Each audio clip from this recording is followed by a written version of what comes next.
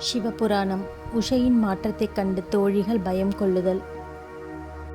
அதே வேளையில் நித்திரையில் இருந்த உஷையும் கண் விழித்து எழுந்தாள்.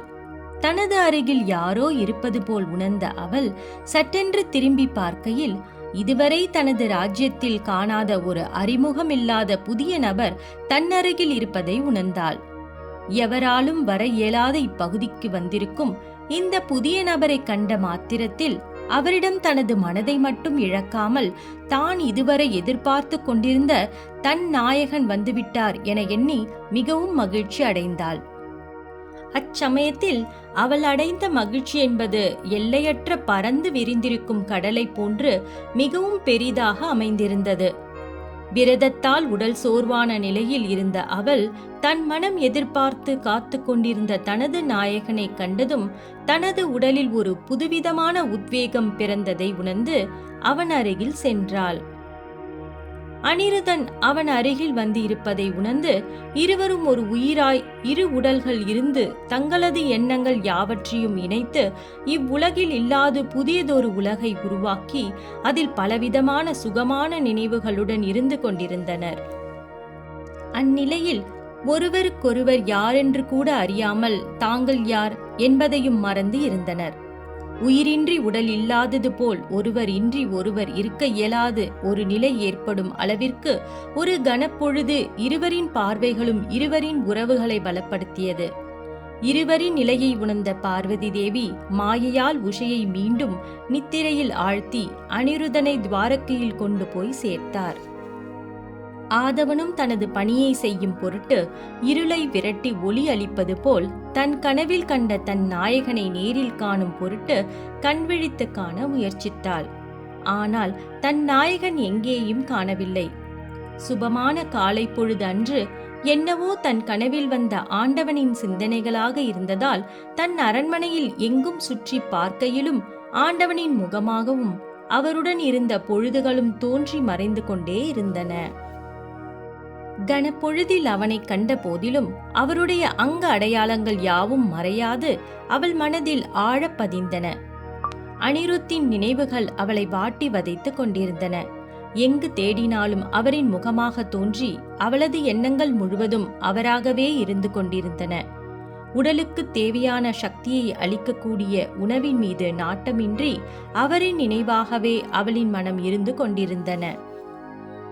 எப்பொழுதும் தனது தோழியுடன் மகிழ்ச்சியாக இருந்து காலம் கழித்த இடங்களில் கூட தன் நாயகனை எண்ணி ஒவ்வொரு நொடியையும் ஒரு யுகமாக கழித்து கொண்டிருந்தாள். தனது உடனிருக்கும் அரச குமாரியின் இந்த மாற்றத்தை உணர்ந்த மற்ற தோழிகள் ஏன் இவ்விதம் உள்ளார் என்பதை அறியும் பொருட்டு பலவிதமான முயற்சிகளை மேற்கொண்டனர். ஆடல் பாடல் என பல்வேறு செயல்களை செய்து தனது தோழியை பழைய நிலைக்கு கொண்டு வர முயற்சித்தனர்.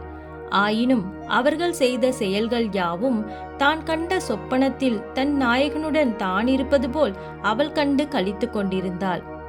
அரச குமாரியிடமிருந்த புத்துணர்ச்சியும் வேகமும் குறைந்தாலும் அவள் முகத்தில் காணப்பட்ட புன்முறுவல் மட்டும் நீங்காமல் இருந்தன. அரச குமாரியிடம் காணப்பட்ட இந்த மாற்றத்தை கண்ட தோழிகள் ஓர் இரவில் தனது அரச குமாரிக்கு என்னவாயிற்று, ஏன் இவ்விதம் செயல்படுகின்றார், பலவிதமான உற்சாகத்தையும் தவிர்த்தது ஏன், தனிமையில் வாடுகின்றார் என்பதை அறியாமல் திகைத்து கொண்டிருந்தனர். தோழிகள் கேலி பேச்சுகளிலும் உரையாடல்களிலும் நாட்டமின்றி தனிமையை தேடி சென்றாள் உஷை.